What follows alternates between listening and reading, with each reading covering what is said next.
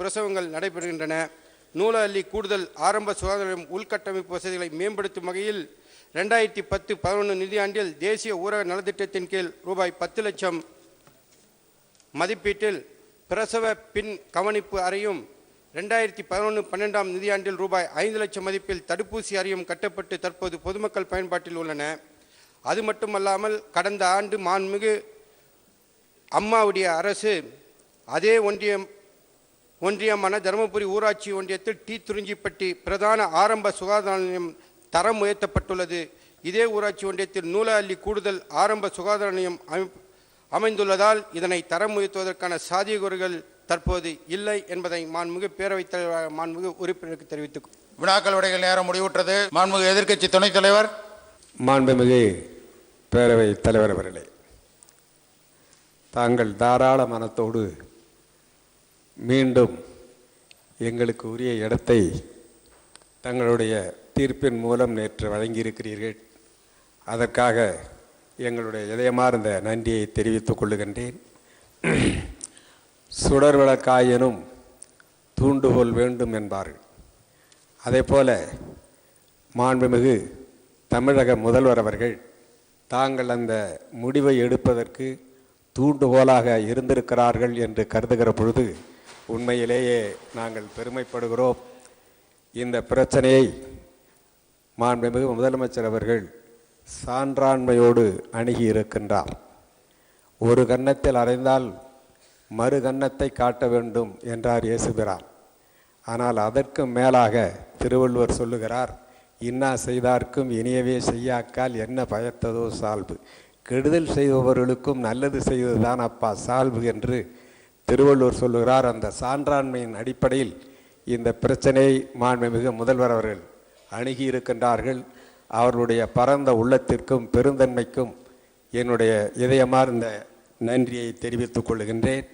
அவையை முன்னின்று நடத்தக்கூடிய பெரும் பொறுப்பை ஏற்றிருக்கின்ற மாண்புமிகு அவை முன்னவர் அவர்கள் தங்களுடைய இந்த முடிவிற்கு உறுதுணையாக இருந்திருக்கிறார்கள் என்று கருதுகிற பொழுது அவர்களுக்கும் என்னுடைய இதயமார்ந்த நன்றியை தெரிவித்துக் கொள்ளுகின்றேன்.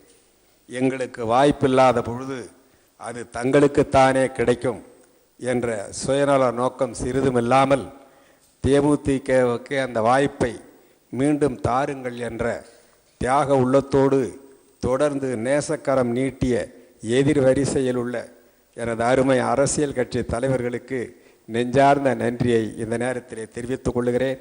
மாண்புமிகு பேரவைத் தலைவர் அவர்களே, தாங்கள் பேரவையை நடத்தி செல்ல முழு ஒத்துழைப்பு தருவோம் என்று உறுதி கூறுகிறேன். மாண்புமிகு மின்துறை அமைச்சர். பேரவைத் தலைவர், சட்டப்பேரவை எதிர்க்கட்சி துணைத் தலைவர் ஒரு திருக்குறளை மேற்கோள் காட்டி இங்கே நீங்கள் எடுத்த நடவடிக்கையை பாராட்டினார். நானும் அவருக்கு அன்போடு தெரிவித்துக் கொள்கின்றேன். அதே வள்ளுவர் தான் சொல்லியிருக்கிறார், இன்னா செய்தாரை ஒருத்தர் அவர் நான நன்னயம் செய்து விடல் என்று வள்ளுவர் சொன்னதற்கு நம்ம கெடுதல் செய்தவர்களுக்கு கூட நல்லது செய்கின்ற தாராள உள்ளம் படைத்தவர் தான் புரட்சி தலைவி அம்மா அவர் என்பதற்கு அதையும் சேர்த்து சொல்லியிருந்தால் இன்னும் நன்றாக இருந்திருக்கும் என்று. இருந்தாலும் அவருடைய பெருந்தன்மைக்கு நன்றி. சவுந்தரராஜன். மாண்புமிகு எதிர்க்கட்சி தலைவர் அவர்கள் குறிப்பிட்டதைப் போல இன்றும் என்னுடைய நன்றியை நான் பதிவு செய்கிறேன். ஆறுமுகம். மாண்புமிகு பேரவைத் தலைவர் அவர்களே, தமிழகத்தினுடைய முதல்வர் மாண்புமிகு அம்மா அவர்கள் நாங்கள் எல்லாம் எதிர்வரிசையிலே இருந்து எதிர்க்கட்சி தலைவர்கள் முதலில் பேச வேண்டும் என்ற கருத்தின் அடிப்படையில் அவர்களுக்கு அப்படிப்பட்ட வாய்ப்பினை கொடுக்க வேண்டும் என்று கேட்டுக்கொண்ட போது மாண்புமிகு தமிழகத்தினுடைய முதல்வர் அவர்கள் பெருந்தன்மையோடு அவைக்கு வர வேண்டும், சபையிலே கலந்து கொள்ள வேண்டும், மாண்புமிகு பேரவைத் தலைவர் அவர்கள் கொடுக்கக்கூடிய அந்த நேரத்திலே தன்னுடைய உரையை முடித்து கொள்ள வேண்டும், அந்த அடிப்படையிலே கலந்து கொள்ளலாம் என்ற அடிப்படையில் இங்கே தெரிவித்து நீங்களும் தாங்கள் அளித்திருக்கக்கூடிய தீர்ப்பினை மாற்றி அவையிலே கலந்து கொள்வதற்காக எடுத்துக்கொண்ட முயற்சிக்கு இந்திய கம்யூனிஸ்ட் கட்சியின் சார்பாக இந்த நேரத்திலே நன்றியை முதல்வர்களிடத்திற்கும் முன்னவர் அவர்களுக்கும் பேரவைத் தலைவர்களுக்கும் தெரிவித்துக் கொள்வது. ரங்கராஜன். மாண்புமிகு பேரவைத் தலைவர் அவர்களே, நாங்கள் அனைவரும் வைத்த கோரிக்கையை ஏற்று தேமுதிக உறுப்பினர்கள் மீண்டும் சபையிலே பணியாற்றக்கூடிய வகையிலே உத்தரவிட்ட தங்களுக்கும் பரிந்துரைத்த மரியாதைக்குரிய தமிழக முதல்வர் அம்மா அவர்களுக்கும் என்னுடைய மனமார்ந்த நன்றியை காங்கிரஸ் கட்சியினுடைய சார்பாக தெரிவித்துட்டு அமைகிறேன். ஜவஹர்லா. மாண்புமிகு பேரவைத் தலைவர் அவர்களே, மாண்புமிகு எரிசக்தி துறை அமைச்சர் அவர்கள் நல்லதொரு குரலை மேற்கோள் காட்டி பேசினார்கள். மிகுந்த பரந்த மனப்பான்மையுடன் நம்முடைய மாண்புமிகு முதலமைச்சர் அவர்கள் தேசிய முற்போக்கு திராவிட கழகத்திற்கு மானிய கோரிக்கை விவாதத்தின் போது மரபுபடி முதலாவதாக அவர்கள் விவாதத்தை தொடங்கி வைக்கலாம் என்று அவர்கள் பரிந்துரை செய்ய எங்களுடைய கோரிக்கைகளை ஏற்று நீங்களும் சிறப்பான ஒரு தீர்ப்பை நேற்று அளித்தீர்கள். அதற்கு மனிதநேய மக்கள் கட்சியின் சார்பாக என்னுடைய நெஞ்சார்ந்த நன்றியை சொல்லுங்க கிருஷ்ணன், சொல்லுங்க. மாண்பு பேரவைத் தலைவர் அவர்களே, கடந்த ஒரு வார காலமாக எதிர்க்கட்சி வரிசைக்கக்கூடிய நாங்கள் வைத்த கோரிக்கையை ஏற்று தேமுதிகவிற்கு எதிர்க்கட்சியினுடைய அந்தஸ்தில் முதலாக பேசுவதற்கு வாய்ப்பளித்த தங்களுக்கும் தமிழ்நாடு முதலமைச்சர் அவர்களுக்கும் அவை மன்னர்களுக்கும் அனைவருக்கும் புதிய தமிழகம் கட்சியின் சார்பாக நன்றியை தெரிவித்து கேட்டமர்கிறேன். அவசர பொது முக்கியத்துவம் வாய்ந்த நிகழ்வை குறித்து கவன ஈர்ப்பு. மாண்புமிகு உறுப்பினர் எம் ஆறுமுகம் அவர்கள் கீழ்காணும் அவசர பொது முக்கியத்துவம் வாய்ந்த நிகழ்வினை மாண்புமிகு நகராட்சி நிர்வாகம், ஊரக வளர்ச்சி, சட்டம், நீதிமன்றங்கள் மற்றும் சிறைச்சாலைகள் துறை அமைச்சர் அவர்களுடைய கவனத்திற்கு கொண்டு வருவார்கள். மாண்புமிகு உறுப்பினர் எம் ஆறுமுகம். மாண்புமிகு பேரவைத் தலைவர் அவர்களே, கோயம்புத்தூர் மாவட்டத்தில் குடிநீர் பற்றாக்குறையை போக்க தேவையான இடங்களில் ஆழ்குழாய் கிணறுகள் அமைக்க வேண்டியதன் அவசியம் குறித்து மாண்புமிகு நகராட்சி நிர்வாகம், ஊரக வளர்ச்சி, சட்டம், நீதிமன்றங்கள் மற்றும் சிறைச்சாலைகள் துறை அமைச்சர் அவர்களுடைய கவனத்திற்கு நான் கொண்டு வருகிறேன். கோவை மாவட்டத்தில் கோவை மாநகராட்சியினுடைய புதிதாக சேர்க்கப்பட்டிருக்கக்கூடிய பகுதிகளில் காலப்பட்டி பேரூராட்சி, சரவணம்பட்டி பேரூராட்சி, வெள்ளக்கிணர் பேரூராட்சி, துடியலூர், கவுண்டம்பாளையம் நகராட்சி, வடவள்ளி பேரூராட்சி, குறிச்சி, குனியமுத்தூர் போன்றிருக்கக்கூடிய புதிதாக சேர்க்கப்பட்டிருக்கக்கூடிய மாநகராட்சியுடைய இணைந்திருக்கக்கூடிய அந்த பகுதிகளில் 10 நாட்களுக்கு மேலாக குடிதண்ணீர் வந்து கொண்டிருக்கக்கூடிய இந்த சூழ்நிலையில் சிறுபாணியில் இருந்தும் அதேபோல் அத்திக்கடவில் இருந்து வரக்கூடிய தண்ணீர் குறைவாக வந்து கொண்டிருக்கின்ற காரணத்தினாலே அந்த பற்றாக்குறையை போக்குவதற்கான நடவடிக்கைகளை அரசு மேற்கொள்ள வேண்டும் என்ற அடிப்படையிலும் நிலத்தடி நீர்மட்டத்தினுடைய அளவு குறைந்துள்ள சூழ்நிலையில் கிராமங்களில் குடிதண்ணீர் பற்றாக்குறை ஏற்பட்டுள்ளது. கிணறுகளை ஆழப்படுத்தியும் குடிதண்ணீர் பற்றாக்குறை இல்லாத பகுதிகளில் ஆழ்குழாய் கிணறுகள் அமைத்து குடிதண்ணீர் வழங்கவும் அரசு ஆவணம் செய்யுமா? மாண்புமிகு அமைச்சர். மாண்புமிகு இதயம் டாக்டர் புரட்சி தலைவி அம்மாவினுடைய அரசு கோவை மாவட்டத்தினுடைய மாவட்ட ஆட்சித்தலைவர் எங்கெங்கெல்லாம் குடிதண்ணீர் பற்றாக்குறை ஏற்பட்டிருக்கிறதோ அதையெல்லாம் மாவட்ட நிர்வாகத்தோடு இணைந்து அந்த இடங்களை ஆய்வு செய்து அதற்கேற்றவாறு படிகளை முடக்கிவிட்டிருக்கிறார்கள் என்பதை நான் இந்த நேரத்திலே மாண்புமிகு உறுப்பினர்களுக்கு தெரிவித்துக் கொள்கிறேன். அதன் அடிப்படையில் புதிதாக எடுக்கப்படுகின்ற மாற்று ஆழ்துளை கிணறுகள் 294 கிணறுகள் எடுப்பதற்காக நடவடிக்கை எடுக்கப்பட்டிருக்கிறது. அதற்காக 414 லட்சம் ஒதுக்கப்பட இருக்கிறது. அதேபோல் சில இடங்களில் ஆழ்துளை கிணறுகள் போட்டாலும் கூட 1000 அடிகள் போட்டாலும் கூட அங்கே குடிதண்ணீர் கிடைப்பதில்லை. உடனடியாக அந்த பகுதிகளுக்கு குடிதண்ணீர் கொடுத்தாக வேண்டும். இது நீண்ட கால திட்டத்தின் அடிப்படையிலேயும் அது நிறைவேற்ற முடியாது.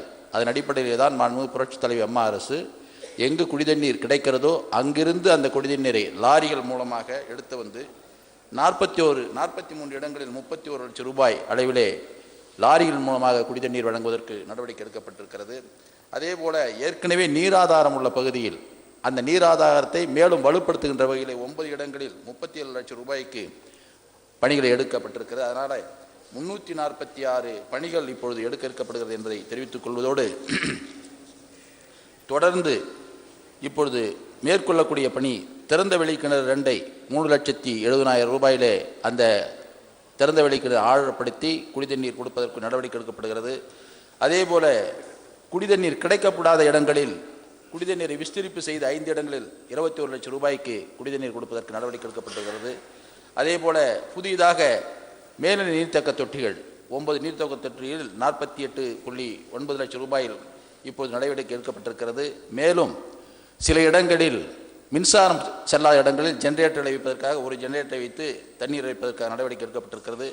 அதே போல் உப்பு நீக்கி குடிநீர் வழங்குகின்ற ஒரு இடத்தில் 1,50,000 ரூபாய்க்கு எடுக்கப்பட்டிருக்கிறது. இது போன்ற தனி மின்விசை திட்டம் பழுதுபார்த்தல் அது தனியாக ஒரு பணி எடுக்கப்பட்டிருக்கிறது. அதோடு மட்டுமல்லாமல் 466 பணிகள் எடுக்கப்பட்டு 13,10,00,000 ரூபாய் செலவிலே குடிநீர் ஆதாரங்களை மேம்படுத்துவதற்காக நடவடிக்கை எடுக்கப்பட்டிருக்கிறது என்பதை தெரிவித்துக் கொள்வதோடு, மேலும் குடிநீர் வடிகால் வாரியத்தின் மூலமாக 120 புதிய குடியிருப்புகளுக்கு 10.30 கோடி செலவில் தனி விசைமின் திட்டத்தின் மூலம் குடிநீர் வழங்குவதற்கான திட்டம் ஒன்று மாவட்ட ஆட்சியர் அவர்கள் நடவடிக்கை எடுத்து வருகிறார் என்பதை தெரிவித்துக் கொள்வதோடு, மாண்புமிகு இதய டாக்டர் புரட்சி தலைவி அம்மா அவர்கள் 3வது முறையாக ஆட்சி பொறுப்பை ஏற்ற உடனேயே ஏற்கனவே கடந்த கால ஆட்சியில் இந்த அத்திக்கடவு திட்டத்தை அவர்கள் அறிவித்தார்களே அல்லாமல் அதற்குரிய வேகப்படுத்தி உடனடியாக அந்த திட்டத்தை நிறைவேற்றாமல் விட்டுவிட்டு சென்று விட்டார்கள். மாண்புமிகு இதய டாக்டர் புரட்சி தலைவி அம்மா அவர்கள் ஆட்சிக்கு வந்தவுடனேயே அந்த திட்டத்தை எடுத்து அந்த பணியின் வாயிலாக 442 ஊரக குடியிருப்புகளுக்கு குடிநீர் வழங்குவதற்கான நடவடிக்கை எடுக்கப்பட்டு வருகிறது. அது இப்பொழுது கிட்டத்தட்ட 50 விழுக்காடுகள் பணி முடிக்கப்பட்டிருக்கிறது என்பதை இந்த நேரத்திலே சொல்வதோடு, வறட்சி நிவாரண நிதி ரூபாய் 61.75 மதிப்பீட்டில் 34 ஊராட்சிகளில் ஆழ்துளை கிணறுகள் குடிநீர் வழங்குவதற்கான நடவடிக்கை எடுக்கப்பட்டிருக்கிறது என்பதை தெரிவித்துக் கொள்வதோடு, குடிநீர் விநியோகம் பாதிக்கப்பட்டு ஏற்பட்டுள்ள கிராம ஊராட்சிகளுக்கு ஊராட்சி ஒன்றிய பொது நிதி மற்றும் கிராம ஊராட்சி பொது நிதியை முற்றிலுமாக பயன்படுத்த வேண்டும் என்று அறிவுறுத்தப்பட்டிருக்கிறது. மாவட்ட ஆட்சித்தலைவர் மூலம் மாவட்ட அளவிலான அலுவலர் குழு மூலம் ஊரக பகுதிகளுக்கான குடிநீர் விநியோகத்தை உன்னிப்பாக கண்காணித்து நடவடிக்கை எடுக்கப்பட்டு வருகிறது என்பதை மாண்புமிகு பேரவைத் தலைவராக மாண்பு உறுப்பினர் தெரிவித்துக் கொள்கிறேன். 2013-2014 ஆண்டுக்கான மானிய கோரிக்கைகள் மீது விவாதமும் வாக்கெடுப்பும். மானிய கோரிக்கை எண் 39, கட்டிடங்கள் பொதுப்பணித்துறை. மாண்புமிகு பொதுப்பணித்துறை அமைச்சர் அவர்கள். மாண்புமிகு பேரவைத் தலைவர்களே, கட்டிடங்கள் பற்றிய மானிய கோரிக்கை 31 கீழ் வருவாய் கணக்கில் ரூபாய் 224 கோடியே 9,41,000, மூலதன கணக்கில் ரூபாய் 868 கோடியே 27,14,000 மற்றும் கடன் கணக்கில் 1000 ஆகியவற்றை மேற்படாத தொகைகள் அரசுக்கு வழங்கப்பட வேண்டும் என கோருகிறேன். மானிய கோரிக்கை எண் 40, பாசனம் பொதுப்பணித்துறை. மாண்புமிகு பொதுப்பணித்துறை அமைச்சர் அவர்கள்.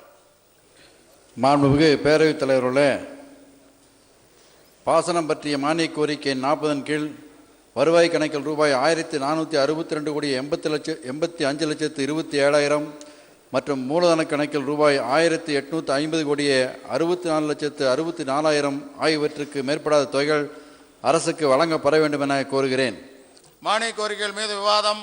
இன்று 2 மானிய கோரிக்கைகள் விவாதத்திற்கு வைக்கப்பட்டுள்ளன.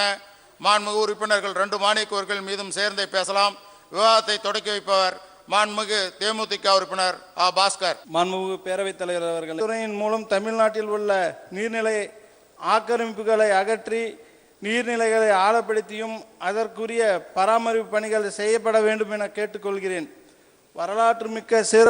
வரலாற்று சிறப்புமிக்க மேட்டூர் அணை தமிழ்நாடு மக்களின் ஜீவாதாரமாகவும் உயிர் நாடியாகவும் இருந்து வருகிறது. அணையிலிருந்து வெளியேறும் நீரில் டெல்டா பாசனத்திற்கும் தமிழகத்தின் பல மாவட்ட மக்களுக்கும் குடிநீராகவும் பயன்படுத்தி வருகிறார்கள். எனவே மேட்டூர் அணையை முழுமையாக பாதுகாப்பது அரசின் கடமையாகும். அணை கட்டப்பட்டு 79 ஆண்டுகள் ஆகிறது. இதுவரை மேட்டூர் அணை தூர்வாரப்படவில்லை. தற்பொழுது அணையின் நீர்மட்டம் 26 அடியாக உள்ளது. அமைச்சர். மாண்புமிகு பேரவைத் தலைவர்களே, உறுப்பினர்களுடைய கோரிக்கைப்படி மாண்புமிகு புரட்சி தலைவர் அம்மாவுடைய தொலைநோக்கு திட்டம் 2023 அடிப்படையில் தமிழகத்தில் உள்ள அனைத்து ஏரிகளையும் தூர்வாரிய படிப்படியான நடவடிக்கை எடுக்கப்பட்டு வருகிறது. மேலும் அதனுடைய ஆக்கிரமிப்புகளை தடுக்கின்ற வகையில் எல்லைக்கற்கள் நடப்பட்டு படிப்படியாக நடவடிக்கை எடுக்கப்பட்டிருக்கிறது என்பதை இந்த நேரத்தில் தெரிவித்துக் கொண்டு, மாண்புமிகு அம்மாவுடைய உத்தரவின் பேரில் இந்த அணைகள் புனரமைப்பு திட்டத்தில் மேட்டூர் அணையும் எடுத்துக்கொள்ளப்பட்டிருக்கிறது. இந்த வருகின்ற நிதியாண்டிலே அந்த பணிகள் எல்லாம் அணையினுடைய புனரமைப்பு பணிகள் மேற்கொள்ளப்படும் என்பதை தெரிவித்து, அதே போல் மேட்டூர் அணையை தூர்வாட வேண்டும் என்ற கோரிக்கை இங்கே வைத்திருக்கிறார்கள். அதுவும் அரசின் பரிசீலனை உள்ளது என்பதை தெரிவித்துக் கொள்கிறேன். தருமபுரி தொகுதி நல்லமல்லி ஒன்றியம் கம்பம்பட்டி கிராமத்தில் புல எண் 94, 218, 292, 322 ஆகிய 4 இடங்களில் தொப்பை ஆற்றின் குறுக்கே 4 தடுப்பணைகள் கட்டப்பட வேண்டும் என்று கேட்டுக்கொள்கிறேன். தருமபுரி மதிகோன்பாளையம் செம்மாண்டகுப்பம் ஆற்றின் குறுக்கே ஒரு தடுப்பணை கட்ட வேண்டும் என்று கேட்டுக்கொள்கிறேன். கோவில் வெள்ளாறு போலநல்லி புலனின் 576 குறுக்கே தடுப்பணை அமைக்க வேண்டும். இதனால் அந்த பகுதியில் நிலத்தடி நீர்மட்டம் அதிகரிக்கும். சுமார் 6000க்கும் மேற்பட்ட விவசாய குடும்பங்கள் பயன்பெறும். தருமபுரி மாவட்டம் நாகாவதி அணை, தொப்பையாறு, வாணியாறு, சின்னாறு மற்றும் தும்பலள்ளி அணைகள் தூர்வாரி பூங்காக்கள் அமைக்க அரசு நடவடிக்கை எடுக்க வேண்டும் என்று கேட்டுக்கொள்கிறேன். தருமபுரி மாவட்டம் அரூர் தொகுதிக்கு உட்பட்ட திப்பம்பட்டியிலிருந்து கம்பைநல்லூர், மொரப்பூர் வழியாக ஈச்சம்பாடி வரை கேஆர்பி டேமின் வலதுபுற கால்வாய் திட்டத்தினை இவ்வாண்டு துவக்க வேண்டும் என்று கேட்டுக்கொள்கிறேன். பேரவைத் தலைவர் அவர்களே, பொதுப்பணித்துறையில் 1200க்கும் மேற்பட்டோர் கடந்த 10 ஆண்டுகளாக தற்காலிக பணியாக பணியாற்றி வருகிறார்கள். மேற்படி நபர்களுக்கு பணி நிரந்தரம் செய்ய விரைந்து நடவடிக்கை எடுக்க வேண்டும் என்று அரசை கேட்டுக்கொள்கிறேன். மாண்புமிகு பேரவைத் தலைவர்களே, மாண்புமிகு உறுப்பினருடைய கோரிய 1216 பணியாளர்களுடைய பணி நிரந்தர இது அரசின் ஆய்வில் உள்ளது என்பதை தெரிவித்துக் கொள்கிறேன். மாண்பு உறுப்பினர். பொதுப்பணித்துறையின் கட்டிட அமைப்பு மாநில மற்றும் மத்திய அரசு சார்ந்த நிறுவனங்கள் கழகங்கள் ஆகியவற்றிற்கான கட்டுமான பணிகளை மேற்கொண்டு வருகிறது. இந்த நிலையில் பொதுப்பணித்துறையில் கட்டிடங்களுக்கான ஒப்பந்த புள்ளிகள் பெறப்படுகிறது. இதில் ஒப்பந்ததாரர்கள் கட்டிட பணிகளை எடுப்பதற்கு ஆர்வம் காட்டாதனர் உள்ளனர். இன்றைய சூழ்நிலையில் கட்டுமான பொருட்களுடைய விலை மற்றும் கட்டுமான பணிகளுக்குடைய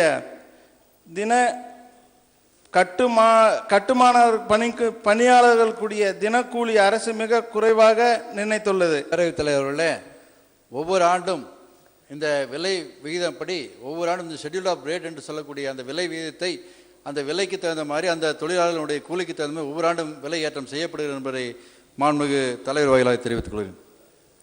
தமிழ்நாட்டில் மணல் கோரைகள் அனைத்தும் அரசே நேரடியாக நடத்தி வருகிறது, அனைவரும் அறிந்ததே. ஆனால் மணல் அள்ளி போடும் உரிமம் மட்டும் தனியார் நிறுவனங்களுக்கு வழங்கப்பட்டுள்ளது. அந்த தனியார் நிறுவனம் 2ஆம் மணல் விற்பனை நிலையம் உருவாக்கி அந்நிறுவனத்திற்கு சொந்தமான லாரியை வைத்து குவாரிலிருந்து மணலை ஏற்றி வந்து மைதானத்தில் குவித்து வைத்து அதிக விலைக்கு விற்பனை செய்து வருகின்றனர்.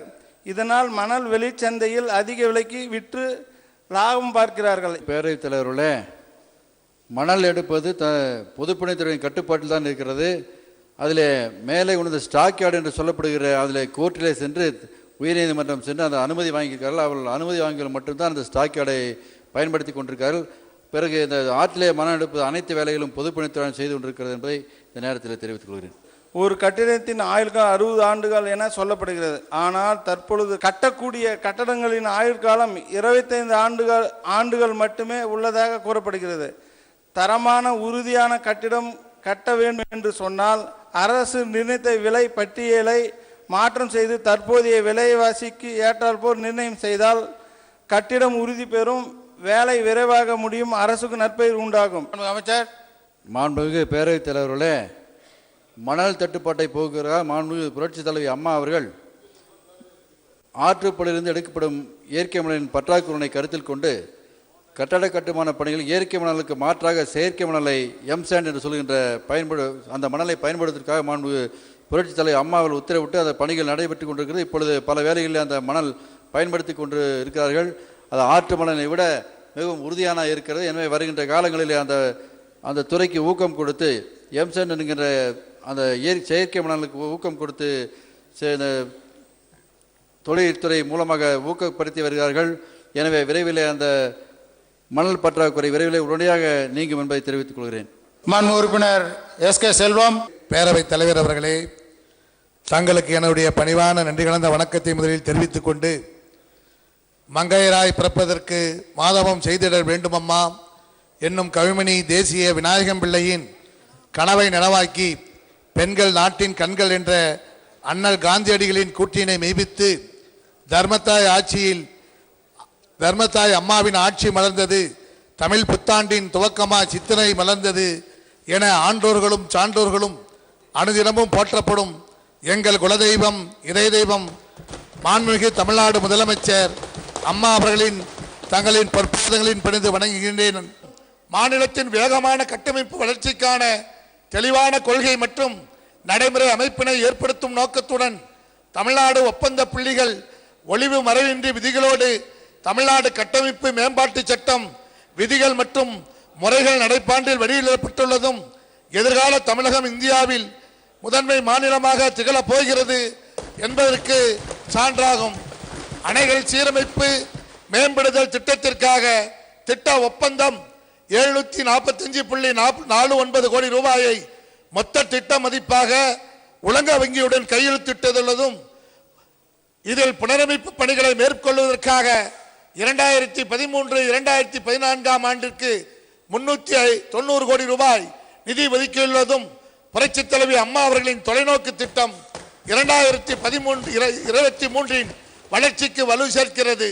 பள்ளி சிறுவர்கள் முதல் பழுத்த முதியோர்கள் வரை பயனேறும் திட்டங்களை செயலாக்கி மக்கள் மனதாலும் மாண்புமிகு அம்மா அவர்களே 1984 ஆண்டு மாநிலங்களில் தங்களது கன்னி பேச்சிலே தமிழகத்தில் காய்ந்து கிடக்கின்ற ஆறுகளை வளப்படுத்த நதிநீர் இணைப்பு தான் தீர்வாக இருக்கும் என எடுத்துரைத்து இதய அம்மா அவர்களே ஆட்சி பொறுப்பேற்றதும் நிலத்தடி நீரினை உயர்த்திடவும் நோக்கில் மழைநீர் சேகரிப்பு திட்டம் என்ற மாசற்ற சக்தியை ஏற்கனவே தாமிரபரணி கர்மிணியாறு நம்பியாறு இணைப்பு திட்டம் கட்டணை கதைவுடன் காவிரி குண்டாறு இணைப்பு திட்டம் பணிகளுக்காக 156.44 கோடி ரூபாயை ஒதுக்கியுள்ள மாண்புமிகு அம்மா அவர்களின் அரசு மூன்றாவது நதிநீர் இணைப்பு திட்டமாக பெண்ணையாறு பாலாறு இணைப்பு திட்டம் செயல்படுத்த விரைவில் நடவடிக்கை தொடங்கும் என அறிவித்துள்ளது. பனமரத்துப்பட்டி ஊராட்சி ஒன்றிய பகுதியிலே ஜருகுமலை என்ற ஒரு மலைப்பகுதி 1000 மக்கள் தொகை இருக்கின்ற அந்த பகுதிக்கு 7 கிலோமீட்டர் மலைப்பகுதி இதுவரை இல்லாமல் இருந்த பகுதி. அந்த பகுதிக்கு கடந்த ஆண்டு நம்முடைய உள்ளாட்சித்துறை அமைச்சர்களும் எங்களுடைய மாவட்டத்தினுடைய அமைச்சர் நெடுஞ்சாலைத்துறை அமைச்சர்களும் ஆய்வு செய்த பொழுது அதற்கு தார் சாலை அமைப்பதற்கு பூர்வாக நடவடிக்கை எடுத்திருக்கிறார்கள். அதை இந்த ஆண்டு நிதியாண்டிலேயே அவர்களுக்கு மலைவாழ் மக்களுக்கு தார் சாலை அமைத்துக் கொடுக்குமாறு கேட்டுக்கொள்கிறேன். வீரபாண்டி ஒன்றிய பகுதியை தனி தாலுக்காவாக உருவாக்கி ஒன்றிய பகுதியிலே தனி தாலுவாக்க உருவாக்கி கொடுக்க வேண்டும் கேட்டுக்கொள்கிறேன். இதுவரை என்னுடைய சட்டப்பேரவை தொகுதியில் 3 மருத்துவக் கல்லூரிகள் இருக்கின்றது. ஒரு அரசு மருத்துவக் கல்லூரி, 2 தனியார் மருத்துவக் கல்லூரி. ஆனால் இருந்தும் கூட ஒரு அரசு கலைக்கல்லூரிகளை ஆகவே ஆண் பெண் இருபாலரும் பயிலுகின்ற அளவிற்கு எனக்கு அந்த கல்லூரியை உருவாக்கி கொடுக்க வேண்டுமா கேட்டுக்கொண்டு இந்த நல்ல வாய்ப்பை எனக்கு வழங்கியிருக்கின்ற இதய தெய்வ அம்மா அவர்களின் பொற்பாதங்களில் பணிந்து நன்றியை தெரிவித்து வாய்ப்புக்கு நன்றி கூறி அமர்கிறேன். நன்றி, வணக்கம். மாண்புமிகு உறுப்பினர் கா பாலகிருஷ்ணன். மாண்புமிகு பேரவைத் தலைவர் அவர்களே, காவிரி பாசன படுகையில் நமக்கு மொத்தமாக கிடைக்கிற தண்ணீருடைய அளவு 419 டிஎம்சி தண்ணீர். ஆனால் நமக்கு மேட்டூரில் தேக்குவதற்கு நாம் வைத்திருக்கிற அந்த கொள்ளலுடைய மொத்த அளவு வெறும் 93 டிஎம்சி தான். எனவே 419 டிஎம்சி தண்ணீர் காவிரி படுகையில் நமக்கு கிடைத்தால் அதை தேக்குவதற்கு மேட்டூரை தவிர வேறு நீர்த்தேக்கங்களே இல்லாத ஒரு குறை என்பது தமிழகத்திலே நான் இன்றைக்கு அல்ல நீண்ட நெடுங்காலமாகவே அந்த குறை இருக்கிறது என்பதை நாம் ஏற்றுக்கொண்டு அந்த தண்ணீரை தேக்குவதற்கான உதாரணமாக அந்த காவிரியினுடைய மேட்டூரிலே துவங்கி நாகப்பட்டினம் வரை கொள்ளிடம் அணையிலே ஒரு 16 கதவணைகள் அமைப்பதன் மூலம் ஏறக்குறைய 120 டிஎம்சி தண்ணீரை படிப்படியாக தேக்க முடியும். அங்கே அதனாலே நிலத்தடி நீர்மட்டத்தை அந்த 2 பகுதியிலும் உயர்த்த முடியும் என்கிற பல்வேறு அறிக்கைகள் இருக்கிறது. பொதுப்பணித்துறை அமைச்சர். மாண்புமிகு பேரவைத் தலைவர்களே, இப்பொழுது காவிரி வழக்கு இதுவரை நிலுவையில் இருந்த காரணத்தினாலே இந்த காவிரியில் எந்த பணிகளும் செய்ய முடியவில்லை. வழக்கு கோர்ட்டில் இருக்கின்ற நிலையில் எந்த பணிகளும் செய்ய முடியாத நிலை இதுவரை இருந்தது.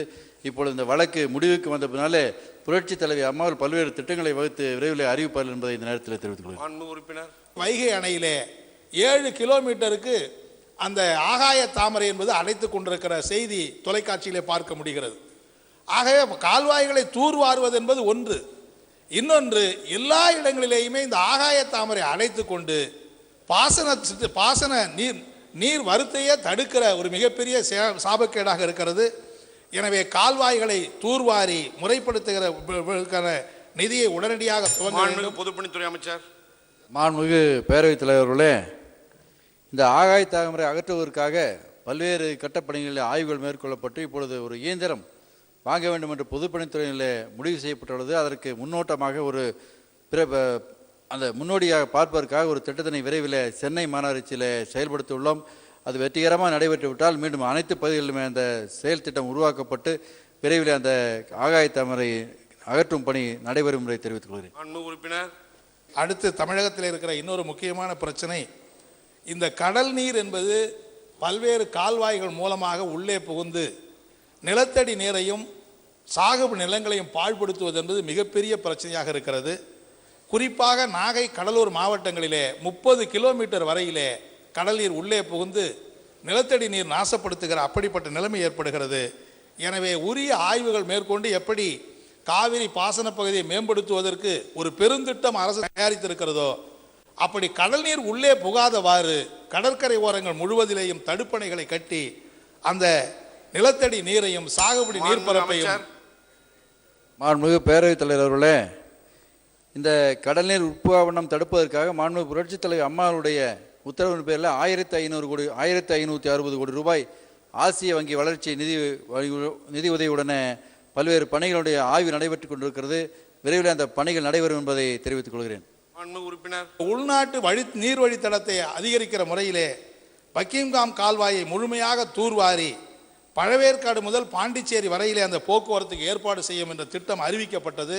அது இன்னும் துவங்கப்படாமலே இருக்கிறது. அவைகளை நிவர்த்தி செய்ய வேண்டும் என்று இந்த நேரத்திலே நான் கேட்டுக்கொள்கிறேன். முத்துக்கருப்பணசாமி. மாண்புமிகு பேரவை துணைத் தலைவர் அவர்களே, 2012-13 வரவு செலவு திட்டத்தில் தமிழ்நாடு கட்டமைப்பு மேம்பாட்டு நிதிக்காக 1000 கோடி ரூபாயை மாண்புமிகு இதய தெய்வம் அம்மாவுடைய தொலைநோக்கு திட்டம் 2020-21 கீழ் ஒதுக்கீடு செய்யப்பட்டது. அதுவே வேகமாக இலக்கை அடைய வேண்டும் என்ற லட்சிய நோக்குடன் மாண்புமிகு இதய தெய்வம் புரட்சித் தலைவி அம்மா அவர்கள் அரசு இந்த 2013-14 நிதியாண்டில் ஒதுக்கீடு செய்துள்ள தொகை இரட்டிப்பாக உயர்த்தி 2000 கோடியாகவும் திட்ட வடிவமைப்பு நிதியாக 200 கோடி ரூபாயும் ஒதுக்கி இருப்பது வளமான பாதையில் லட்சியத்தை அடைய தமிழகத்தை நடத்தி செல்வதாகும். மாண்புமிகு பேரவை துணைத் தலைவர்களே, பொள்ளாச்சி உபகோட்டத்தில் சோதனை அளவில் செயல்படுத்தப்பட்டு வரும் செயல்பாட்டு அடிப்படையிலான பராமரிப்பு ஒப்பந்த முறை மற்ற பகுதிகளுக்கு விரிவாக்கப்படும் என்பது வரவேற்கத்தக்க ஒன்றாகும். கல்வித்துறைக்கு கலியுகத்தில் எப்போதும் எங்குமில்லாத ஏராளமான திட்டங்களை கொடுத்து வரலாறு படைத்துள்ள 9வது வள்ளல் மாண்புமிகு அம்மாவின் அரசு பொள்ளாச்சி நகரத்தில் இயங்கி வரும் SRMH அரசு பள்ளியில் 9 ஏக்கர் நிலப்பரப்பை கொண்டதாகும். 2000 மாணவர்கள் படிக்கின்ற அளவிற்கு கட்டிடங்களை கொண்ட இந்த பள்ளியில் வெறும் 408 மாணவர்களும் 10 மாணவர்கள் மட்டுமே படித்து வருகின்றனர். அதேபோல 14.56 ஏக்கர் நிலப்பரப்பை கொண்ட நகர ஆண்கள் மேல்நிலைப் பள்ளியில் 828 மாணவர்கள் மட்டுமே பயின்று வருகின்றனர். இதற்கு அருகாமையில் உள்ள பெண்கள் மேல்நிலைப் பள்ளியில் 3 ஏக்கர் நிலப்பரப்பை கொண்டது. இங்கு 545 மாணவர்கள் மட்டுமே பயின்று வருகின்றனர். எனவே SRMH பள்ளி மாணவர்களை 1 கிலோமீட்டர் தூரத்தில் அமைந்துள்ள MHS பள்ளியிலும் மாணவியரை MGHS பள்ளியிலும் மாற்றி கொடுத்து எந்த செலவும் இல்லாமல் அனைத்து வசதியுடன் கூடிய SRMH பள்ளியை கலை மற்றும் அறிவியல் கல்லூரியாக அமைத்து வரும் கல்வியாண்டு முதலே நடைமுறைப்படுத்த அன்போடு வேண்டுகின்றேன். நீருயிர வரப்பயிரும், வரப்புயிர நெல்லுயிரும், நெல்லுயிர குடியுயிரும், குடியுயிர கோயிரும் எனும் பழமொழிக்கேற்ப செயல்படும் மாண்புமிகு அம்மாவுடைய அரசு நொய்யல் ஆற்றில் வீணாக போகும் மழைக்கால வெள்ள நீரை ஒட்டர்பாறையும் ஏரியிலிருந்து மீண்டும் நொய்யலுக்கே சென்று திருப்பூர் போன்ற நகரத்தில் சேதத்தை ஏற்படுத்துவதை தடுக்கின்ற வகையில் இடும்பன்மலை வரை உள்ள ஓடை புறம்போக்கு நிலத்தில் குறுக்கே கால்வாய் அமைத்து சுமார் 325 ஏக்கர் நிலப்பரப்பு கொண்ட கோதவாடி குளம், அதன் தொடர்ச்சியாய் புலிப்பாறை அணை நடுவில் உள்ள செட்டேமுகள் நிறைவதன் மூலம் நடிப்புணு வரை உள்ள 17,000 ஏக்கர் பாசனம் பெறும். மறைமுகமாக பல்லாயிரம் ஏக்கர் இதனால் பயனடையும்.